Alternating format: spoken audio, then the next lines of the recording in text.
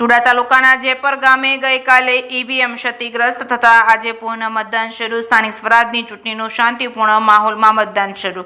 સુરેન્દ્રનગર જિલ્લાના ચુડા તાલુકાના જેપર ગામે ગઈકાલે ઈવીએમમાં ટેકનિકલ ખામી સર્જાતા ચૂંટણી મોકૂફ રાખવાની ફરજ પડી હતી. આજે શરૂઆતમાં મતદાન ધીમી ગતિએ શરૂ. જેપર ગામે કુલ એક બૂથ પર 643 કુલ મતદારો પૈકી 280 મતદારોએ બપોર સુધીમાં પોતાના મતાધિકારનો ઉપયોગ કર્યો હતો. આજે શાંતિપૂર્ણ માહોલમાં પુનઃ મતદાન શરૂ થતા તંત્ર દ્વારા રાહતનો શ્વાસ લીધો હતો. નોંધનીય છે કે ગઈકાલે ઈવીએમમાં ટેકનિકલ ક્ષતિઓ સર્જાતા તંત્ર દોડતું થયું હતું. ચુડા એક જિલ્લા પંચાયત તેમજ ચુડા તાલુકા પંચાયતની 6 નંબરની બેઠકમાં જેપર ગામનો સમાવેશ થાય છે. તંત્ર દ્વારા સ્થાનિક સોશિયલ મીડિયાના માધ્યમથી જેપર ગામના મતદારોને મોટી સંખ્યામાં પુનઃ મતદાન કરવા અપીલ કરવામાં આવી હતી. પુનઃ મતદાનની પ્રક્રિયાની ગંભીરતાને ધ્યાને લઈને ચુડા પોલીસ દ્વારા કડક બંદોબસ્ત વચ્ચે શાંતિપૂર્ણ રીતે મતદાન શરૂ કરાયું હતું. છે કે સિંગુત સાથે ભરતસિંહ પરમાર, સુરેન્દ્રનગર.